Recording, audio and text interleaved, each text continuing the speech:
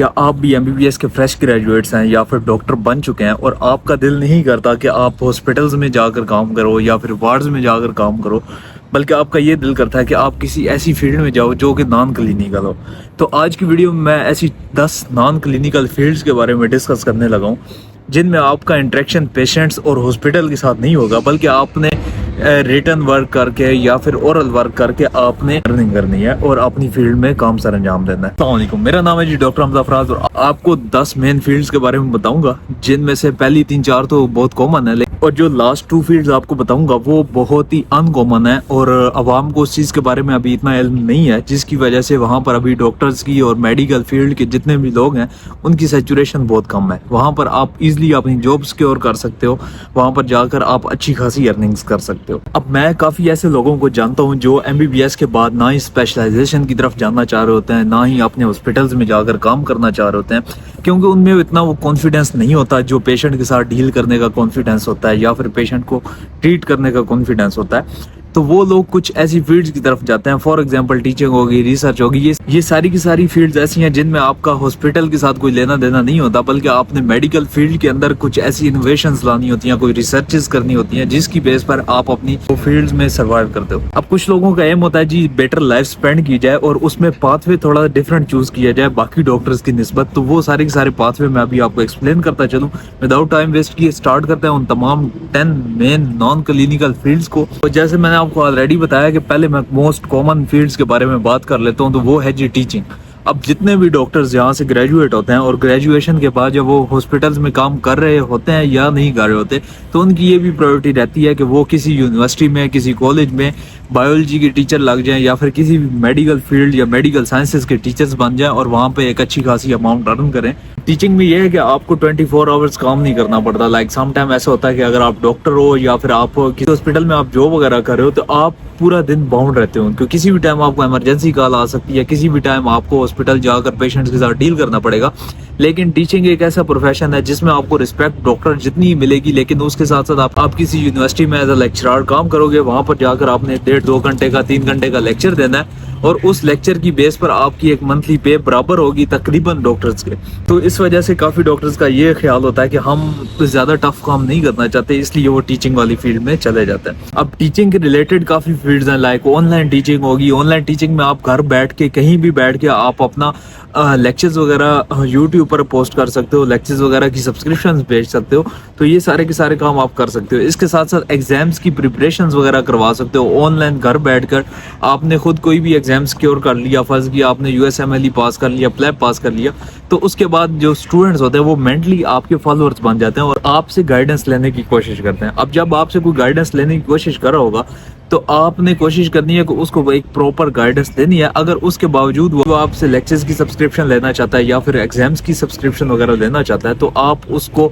Paid services provide کر کے آپ اپنا منتھلی ریونیو وغیرہ آپ کما سکتے ہو۔ اب ٹیچنگ ایک ایسی فیلڈ ہے جس میں آپ اپنا ایک برانڈ کھڑا کر سکتے ہو، کسی اکیڈمی کے نام سے، کسی یونیورسٹی کے نام سے یا پھر کسی کالج کے نام سے۔ آپ ایک یونیورسٹی بلڈ اپ کر سکتے ہو جس میں آپ کا نام ہوگا اونرشپ میں۔ تو ٹیچنگ تو تھا بالکل ہی آپ کہہ لو کہ سمپل تھا، بہت کامن بات ہے۔ اب کچھ لوگ جی ہاسپٹل مینجمنٹ کی طرف جاتے ہیں۔ اب ہاسپٹل مینجمنٹ میں کیا ہوگا جی، آپ اپنا ایک ہاسپٹل بلڈ اپ کرتے ہو اور ہاسپٹل بلڈ اپ کرنے کے بعد اس کو مینیج کرتے رہتے ہو، لائک آپ کہیں پہ بھی ہوتے ہو، آپ اپنے نیچے ایک مینیجر رکھ لیتے ہو، مینیجر کو ساری کمانڈ دیتے ہو کہ بھائی میرا ہاسپٹل اس طرح سے چلنا چاہیے، تو وہ آپ کی کمانڈز کو فالو اپ کرتے ہوئے آپ کا پورا ہاسپٹل مینیج کر رہا ہوتا ہے۔ اس میں آپ کا کوئی زیادہ کھپت نہیں ہوتی، جسٹ آپ نے سپرفیشلی جیسے کانٹریکٹرز وغیرہ روڈ بنتے ہوئے دیکھ رہے ہوتے ہیں، اس طرح آپ نے اپنے ہاسپٹل کو جسٹ ایک جگہ پر بیٹھ کر دیکھنا ہے کہ بھائی ہمارا ہاسپٹل چل کیسا رہا ہے۔ اس میں سارا کا سارا جو کام ہوگا وہ آپ کے مینیجر اور آپ کے جو اسٹاف ہوگا اس کا ہوگا، بٹ آپ نے جسٹ اس کو مینیج وے سے چلانا ہے تاکہ آپ کو میکسیمم سے میکسیمم ریونیو ہو سکے۔ اس کے ساتھ ساتھ آپ میڈیکل رائٹنگز وغیرہ کر سکتے ہو، کانٹینٹ رائٹنگ کر سکتے ہو، لائک میڈیکل کے ریلیٹڈ جتنا بھی کانٹینٹ ہوتا ہے وہ آپ رائٹ کرو، اس کے اسکرپٹس وغیرہ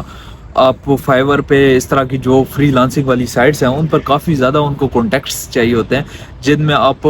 اپنے کانٹیکٹس وغیرہ رائٹ کر کے ان کو دیتے ہو اور وہ پیڈ سروسز ہوتی ہیں۔ تو کافی زیادہ ڈاکٹرس ایسا میں جانتا ہوں جو اس طرح کا ورک کر رہے ہیں اور اچھا خاصا ریونیو جنریٹ کر رہے ہیں اس کے ساتھ ساتھ آپ یوٹیوب اور اس طرح کے ڈفرینٹ پلیٹ فارمز ہیں، لائک ویکیپیڈیا ہو گیا، اس کے بعد پب میڈ ہو گیا، ان پر آپ لوگ اپنے آرٹیکلز لکھ کر شائع کر سکتے ہو، پبلش کر سکتے ہو۔ اس کے بعد باری آ جاتی ہے جی ہیلتھ انفارمیٹکس کی، یعنی کہ اس میں آپ کے آئی ٹی اور میڈیکل ریلیٹڈ ہوگی, اور آئی ٹی اور میڈیکل کے جب ریلیشن بنتا ہے تو آپ نے کچھ ایسے کام کرنے ہوتے ہیں, لائک آپ کا میڈیکل ڈیٹا کلیکشن ہوگی, اس کے ساتھ ساتھ جو آئی ٹی کی جتنی بھی انوینشنز ہیں میڈیکل فیلڈ میں. اگر آپ لوگ کو بچپن میں شوق تھا کہ یار ہم نے آئی ٹی کرنی ہے, لیکن آپ نے بائی چانس یا بائی چوائس آپ لوگ میڈیکل فیلڈ میں آ گئے ہو, لیکن ابھی آپ کا دوبارہ سے آئی ٹی کی فیلڈ میں جانے کا دل کر رہا ہے, تو کافی لوگ اس فیلڈ کو بھی سلیکٹ کرتے ہیں. دن باری آ جاتی ہے جی پبلک ہیلتھ کی. اب پبلک ہیلتھ ایک ایسی فیلڈ ہے جس کے بارے کافی زیادہ لوگوں کو پتا تو ہے, لیکن اس میں جب وہ پہنچ جاتے ہیں تو اس ٹائم ان کو کافی زیادہ دشواری کا سامنا کرنا پڑتا ہے. لیکن ابھی اگر آپ ایک ایسے ڈاکٹر بننے جا رہے ہو جس کا کمیونٹی میڈیسن میں آپ کا مطلب مائنڈ سیٹ ہے, آپ کسی بھی چیز کو پرسنلی ڈیل نہیں کرتے بلکہ آپ اس کو ایز اے ہول کمیونٹی آپ ڈیل کرنا چاہتے ہو. لائک کوئی بھی ایک ڈیزیز ہے,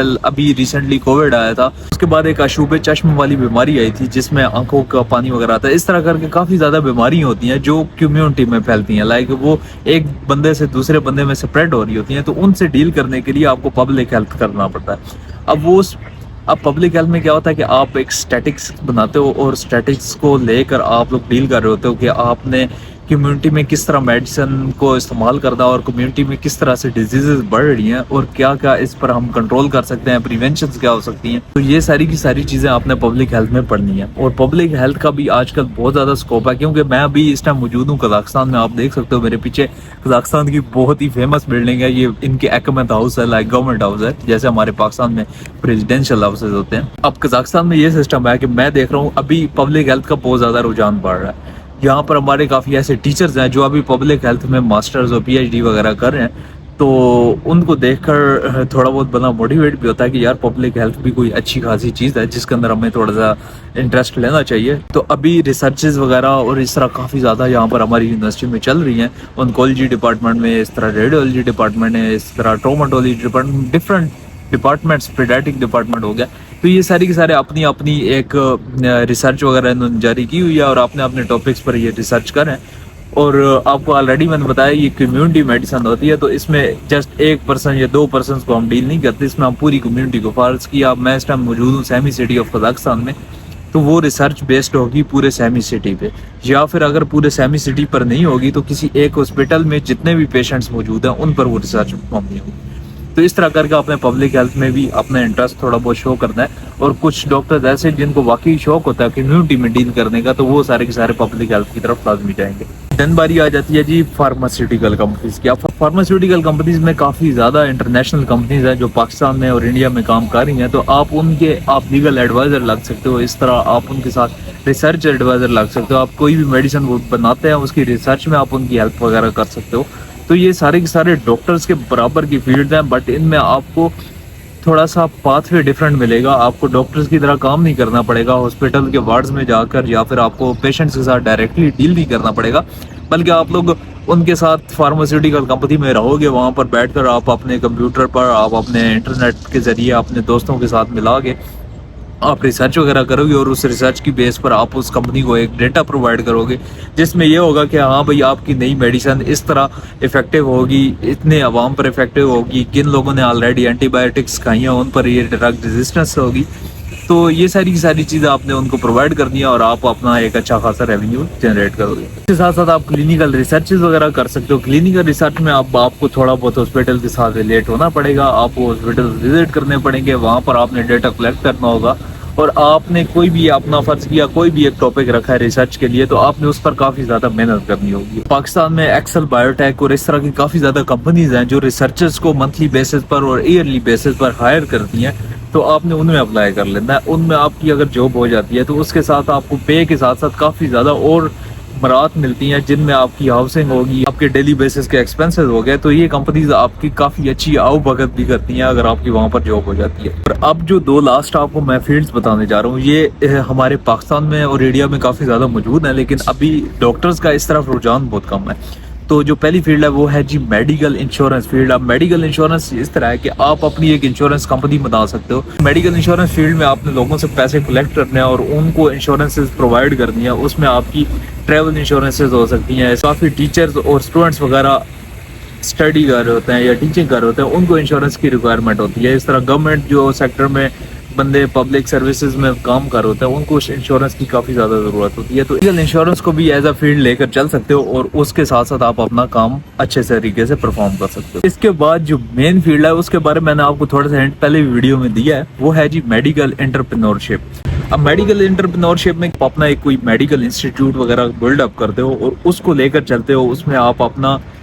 پورا میکسیمم ایفرٹس آپ نہیں ڈال دیتے ہو۔ لائک آپ کوئی لیب وغیرہ بنا سکتے ہو، آپ کوئی اپنا پرائیویٹ کلینک بنا سکتے ہو، اس کے ساتھ ساتھ آپ کوئی بھی medical imaging technology, ultrasound, X ray centre بنا سکتے ہو، جس کے اندر آپ لوگ خود تو کام نہیں کرو گے بٹ آپ کا سٹاف جو ہے وہ وہاں پر اپنی ایفرٹس ڈالے گا، آپ کا مینیجر جو ہوگا وہ آپ کی سب چیزیں مینیج کرے گا،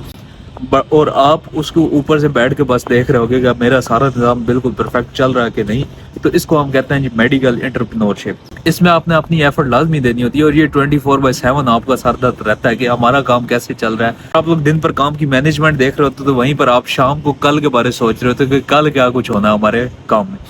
تو یہ تھوڑا سر درد والا کام ہے لیکن آپ کو ایک اچھا خاصا ریونیو جنریٹ کر کے دے سکتا ہے۔ جتنی بھی آپ کو آلریڈی میں نے فیلڈز بتائی ہیں ان میں سب سے زیادہ میرے لحاظ سے انٹرپرینورشپ آپ کو اچھی ریونیو جنریٹ کر کے دے گی۔ اب یہ تو تھی نان کلینیکل میڈیکل فیلڈز ہیں۔ اس کے ساتھ ساتھ اگر آپ لوگ چاہتے ہو کہ آپ ان تمام فیلڈ سے ہٹ کے کوئی اور کام کرو تو وہ ہے جی آپ کے ایبروڈ میں ویلکم۔